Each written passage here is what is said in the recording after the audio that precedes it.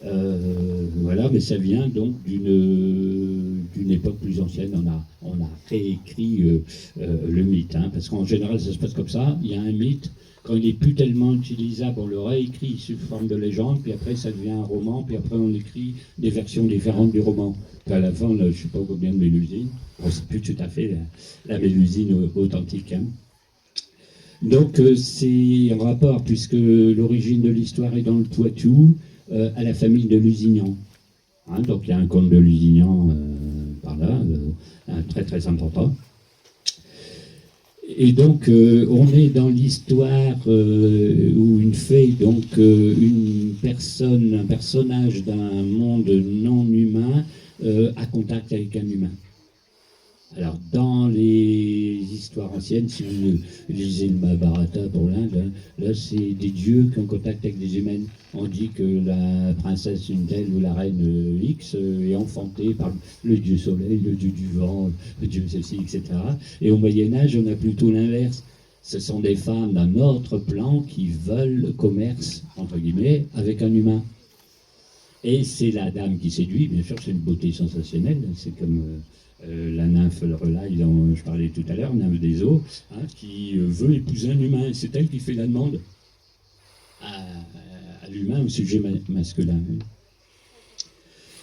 Alors, ensuite, bien sûr, on a tendance aussi, vu l'époque, et pour ne pas avoir d'ennui avec l'Église, à christianiser la chose. Donc là, il y a un mariage, des choses comme ça. Il faut concéder un petit peu à l'Église. On dit que cette Mélusine est exemplaire d'un point de vue dévotion, par exemple. Elle va faire construire des églises. Alors on dit, bon, ben, si elle utilise l'argent qu'elle a, hein, par le monsieur qu'elle va épouser, bien sûr, c'est très important. Alors, elle est considérée comme... est-ce qu'on peut dire une fée bénéfique et une fée maléfique? Ça dépend comment ça se passe, parce que comme c'est une femme, hein, qui est femme jusqu'au nombril et serpente en dessous, elle a à la fois une animalité et une humanité. Hein. Alors elle est très liée aussi à la terre, à l'eau, hein, parce qu'elle apparaît auprès d'une fontaine, elle est en train de peigner ses cheveux très longs, blonds, etc., hein, qui descendent jusqu'à la taille, hein, près d'une fontaine. Forcément, il y a un chevalier qui passe et elle le séduit et lui propose de l'épouser, hein, à des conditions que vous allez voir un petit peu après. Donc il y a plusieurs choses qui vont se mêler, hein. Il y a cette histoire de contact entre deux personnes de mondes différents, la famille de Lusignan, et puis l'époque avec laquelle ça se passe. Quand vous êtes là dans les années 1393-1400, vous êtes encore dans la guerre de 100 ans. Est-ce que ça a un rapport?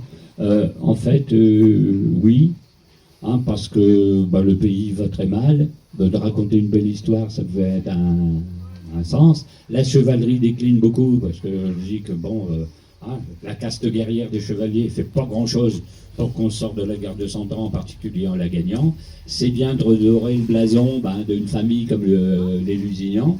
Alors, toujours les grandes familles, le comte de Provence, le comte d'Anjou, les Lusignans en l'occurrence, veulent toujours se donner une origine surnaturelle. Alors, si on ne peut pas descendre de Dieu, parce qu'avec l'Église catholique, c'est un petit peu embêtant, on va toujours descendre de personnages extraordinaires, mythologiques, surnaturels. Alors là, forcément, d'épouser une fée, vous avez, pour les Lusignans, quelque chose de très, très important. Alors,